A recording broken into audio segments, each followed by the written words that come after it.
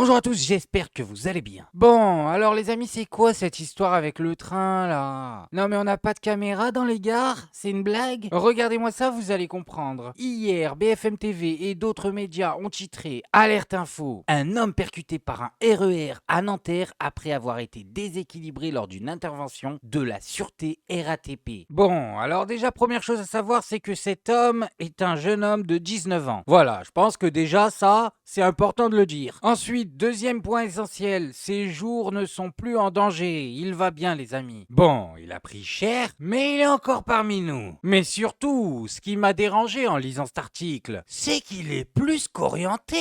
Attendez, c'est quoi ça? On nous fait largement comprendre que le mec est tombé tout seul. Déséquilibré, percuté par un RER. Bientôt, ça va être la faute du RER. Mais c'est bizarre ça, parce que les témoins qui étaient sur place sont tous unanimes. Le gars aurait été poussé. Ils l'ont poussé, tata. Ils l'ont poussé, le frère a pas fait. Ils ont poussé quelqu'un.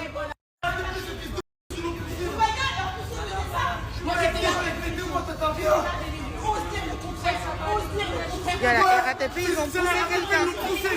Ils ont poussé quelqu'un.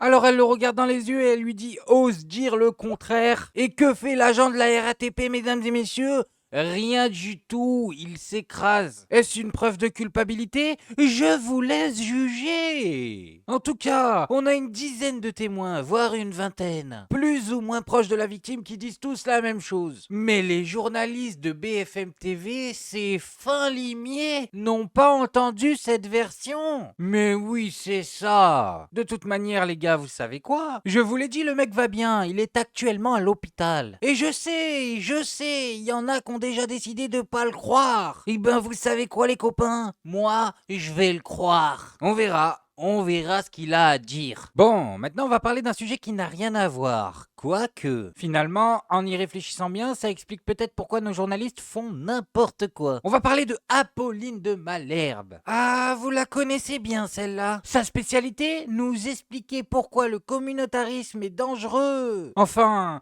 vu la dernière vidéo qu'elle nous a envoyée sur ses réseaux, je crois qu'elle ne parlait pas de toutes les communautés. Ce qui me frappe beaucoup chez les juifs que je rencontre, et c'est une des choses qui moi m'émeut, c'est qu'ils sont capables de passer du rire le plus éclatant aux larmes les plus profondes. On a l'impression que c'est des larmes qui viennent de la nuit des temps. Et j'aime ce mélange incroyablement vivant. Je les trouve incroyablement vivants. Ça fait très longtemps que j'avais envie de venir en Israël parce que c'est le berceau de tout. J'avais envie de comprendre, de mieux connaître le peuple juif, de mieux comprendre aussi la situation. C'est une histoire familiale, mais qui du coup a réveillé chez moi une émotion que je ne sais pas encore très bien comment l'expliquer, mais une émotion très forte. J'ai l'impression d'un héritage, d'un devoir de mémoire, comme on dit, mais qui touche aussi aux racines les plus profondes, même de la France, dans le contexte d'aujourd'hui. Et tout ça s'est mélangé, la vie politique, professionnelle et personnelle. Et donc je voulais venir ici et venir un peu à la rencontre de ce peuple juif, parce que le fait d'être une descendante de Juste a créé ce lien, a créé presque cette filiation. Ah oui. Elle a dit quoi? Être une descendante de Juste? Quoi? Ça veut dire quoi ça? Moi je suis pas un descendant de Juste? Qu'est-ce que c'est que cette histoire? Mes ancêtres à moi c'est quoi? Des filous? Non, j'ai juré c'est trop le délire les amis. Assassin's Creed le bordel. Bon arrêtez un peu. Les gars nous expliquent dans le plus grand des calmes qu'ils sont les descendants de Ezio Auditore. Non mais ça me saoule les amis parce qu'après quand elle revient en France elle nous explique l'inverse. Vos racines à vous, faut les gommer, faut les effacer. Bon maintenant les amis on va parler de Jordan Bardella. Eh oui, il faut qu'on parle de lui. Parce qu'après qu'on ait tous constaté que Marine Le Pen sera disqualifiée pour 2027, beaucoup d'entre vous pensent que Jordan Bardella va prendre sa place. Mais Mesdames et messieurs, je vous le dis tout de suite, cet homme-là ne sera jamais président de la République. C'est impossible, il est incapable de gagner un débat. Comment tu veux devenir président de la République sans gagner un débat? Allez-y, je vous mets au défi de me sortir un débat impliquant Jordan Bardella qui l'ait gagné. Il n'y en a pas, ça n'existe pas. Et il l'a bien compris, croyez-moi. C'est bien pour ça qu'il ne fait plus de débat. Quand il vient sur un plateau, il parle tout seul. Voilà, l'opposition maximum qu'on met en face de lui, c'est un journaliste qui a son avis politique. Et ce qui est fou, messieurs, dames, c'est que même dans ces circonstances, ce clown arrive à perdre ses débats. Oui, seul face à lui-même, il perd le débat. Allez, il ne sera jamais président. C'est même pire que ça. Si c'est lui le candidat du RN en 2027, c'est tout bénef pour nous. On ne l'a jamais vu comme ça, elle est sonnée. Cette procédure, elle a deux objectifs. D'abord, c'est rendre Marine Le Pen inéligible et l'empêcher de se présenter à l'élection présidentielle.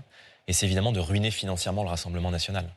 Il y a le fond de l'affaire. Rendre la justice sur le fond d'une affaire. L'objectif de Non, mais attendez, il y a le fond de l'affaire. On peut discuter du fond de l'affaire. Ça fait globalement 5 à 10 ans qu'on en parle sur les plateaux de télévision. On parle d'un désaccord administratif. C'est-à-dire qu'on ne parle pas d'emploi fictif. On ne parle pas d'enrichissement personnel. C'est-à-dire que là, on ne dit pas à Marine Le Pen, elle a pris l'argent du Parlement européen et elle a acheté une villa à Saint-Tropez avec. On parle même d'avoir détourné des fonds publics. Non, attendez. On parle d'un désaccord administratif sur l'utilisation, sur le rôle des assistants parlementaires. C'est-à-dire qu'en gros, le Parlement européen reproche, mais vous m'arrêtez si je me trompe, reproche à nos assistants parlementaires d'avoir fait de la politique. Bon.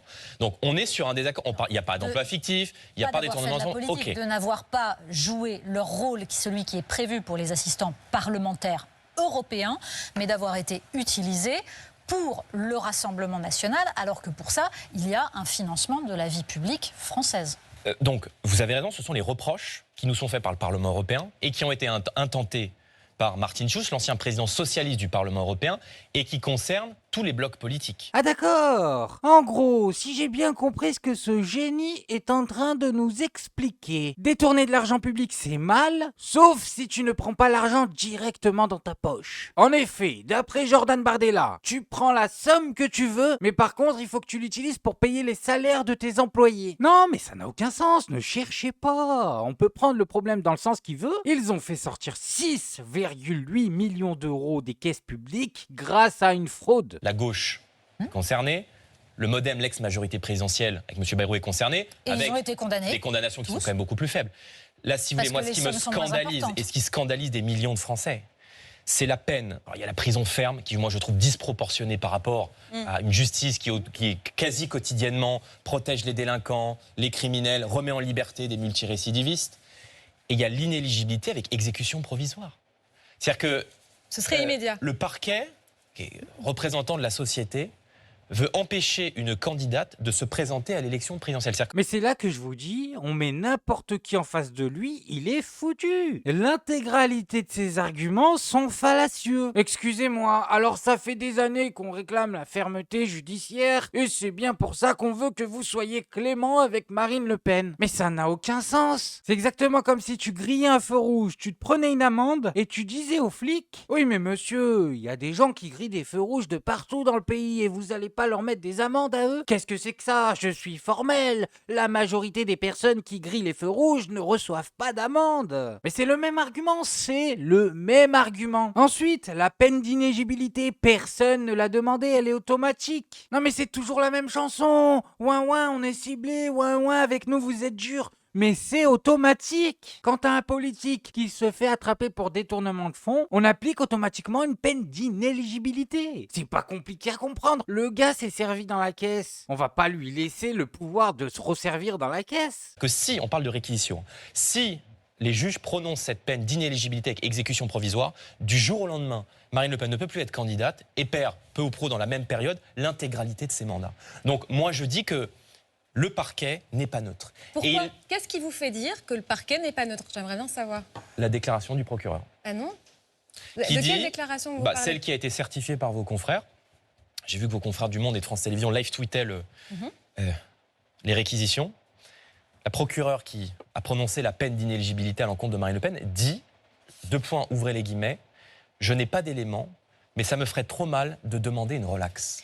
Alors, Mais non, c'est elle a pas du dit. Marine Le Elle ne Pen. l'a- Ah oui, d'accord, il a tellement rien pour les défendre qu'il est allé chercher une déclaration improbable que personne n'a entendue. Je n'ai rien, je n'ai rien. Mais comment ça, je n'ai rien? Le dossier, il est béton, ils ont tout. Les députés RN sont passés aux aveux. Non, faut arrêter de nous prendre pour des dindes un peu. Bon, et pour terminer, les amis, on va se regarder la dernière intervention de Chalgoumi. Et oui, ça va nous détendre. Alors, pour vous mettre un peu de contexte, je n'ai pas très bien compris, mais apparemment, Chalgoumax n'est pas content. Il en a marre des wesh wesh. Ah, je ne sais pas qui c'est, mais il le dit lui-même. J'en ai marre des wesh wesh wesh. Leur arabe, wesh wesh, wesh wesh, wesh wesh. Quel wesh wesh? J'ai jamais critiqué, j'ai toujours regardé en positif. Des fois, vous savez, le mot kalb et qalb. Qalb, c'est cœur. Kalb, eux, ils disent kalb. Kalb, c'est un chien, ça veut dire en arabe. Vous voyez, je se moque jamais. Et quand ils récitent le Coran, oh my God, catastrophique. Et des fois, j'ai rien dit. Je se moque jamais de. Je dis bravo, avancez, tout ça. Ça, c'est aussi. Mais pourquoi ils me critiquent pas par rapport à mon débat? Venez dans l'essentiel. Venez débattre avec moi dans les versets coraniques. Mais allez débattre avec lui, s'il vous plaît. Non, c'est dingue, il a pas changé, Chalgoumax, toujours le même. C'est Chalgoumax, l'homme au max. Le gars, chaque fois qu'il fait une intervention, il nous sort une pépite. Alors là, il a quand même enchaîné la phrase Oh my God, qui est de l'anglais, avec la phrase je smoke pas. Et en plus, il la répète, il appuie bien dessus. Je smoke pas, je smoke pas. Donc qu'est-ce que ça veut dire je ne fume pas ou je ne me moque pas? Ça les amis c'est le mystère, on ne le saura jamais. Mais c'est ce qui est beau avec Chalgoumi. Est-ce qu'il est vraiment bête? Ou est-ce que finalement c'est pas un génie, un poète? Bon allez, je vais m'arrêter là parce que c'est pas bien ce que je suis en train de faire. Non, je smoke un peu trop là. Bref, moi je voulais juste vous montrer ça. Maintenant faites-vous votre avis tout seul. Faites attention à vous, faites attention à ce que vous regardez. Likez, abonnez-vous et oubliez pas le petit com qui fait plaisir. Et on n'oublie pas le petit com qui fait plaisir. Non, le petit com qui fait plaisir. On n'oublie pas le petit com qui fait plaisir. Non, celui-là on l'oublie pas.